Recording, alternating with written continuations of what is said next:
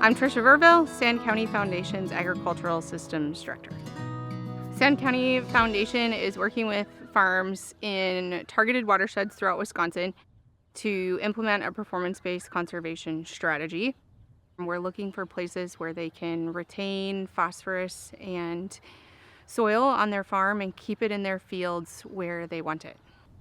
And our project is primarily targeted towards phosphorus and soil because we think a lot about water quality. And so the models we use actually take that farm information and we're able to look at the amount of phosphorus in soil that will actually meet a water body.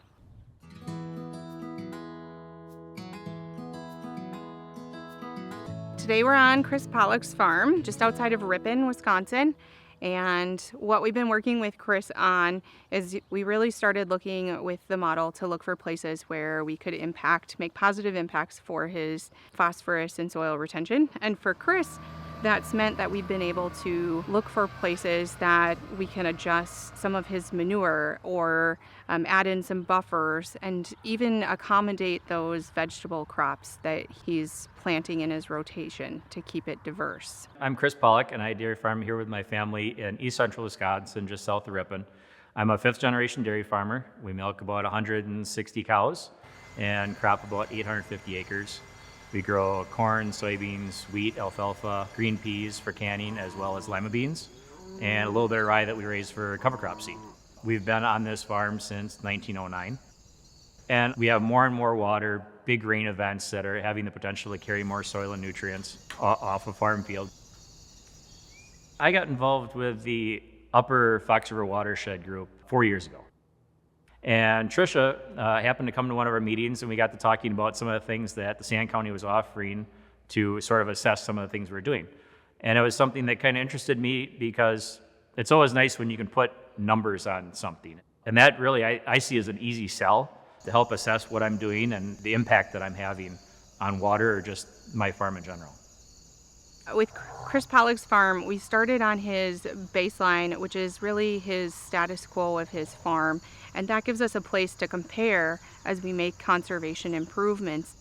So we went over that with Chris, and he really gets to see where on his farm he's losing phosphorus or soil per field, and then we look at it as a farm, and we start to look for places that we can impact, and that all leads us to the scenario building that then we start getting clues on what types of management we could implement that's going to impact that soil and phosphorus retention.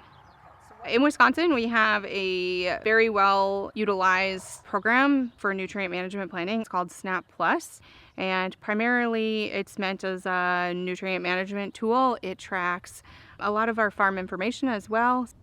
I've been doing my nutrient management plan. I've been writing it myself for I think this will be the 19th or 20th year. So I'm kind of an old pro at that, but having, kind of an extra set of eyes look and assess different parts of my nutrient management plan, I saw as beneficial. One of the things that kind of came out of our assessment from last year was looking at manure application, what field didn't necessarily put it in. A field that had a history of high phosphorus versus perhaps putting on another field that would be a lower phosphorus where we'd have more bang for our buck for putting those nutrients in that field. Obviously, every pound of phosphorus or nitrogen or potassium that we don't need to buy is that much more we have to put in our pocket. By utilizing that farm management and the models, we can figure out the where and what to place on the land, and that gives us a whole host of information before that you ever have to make decisions on what management to shift. So it gives you a lot of power to make those really important data-driven decisions and make them with confidence. Looking at a nutrient management plan just by myself, we're looking at soil runoff.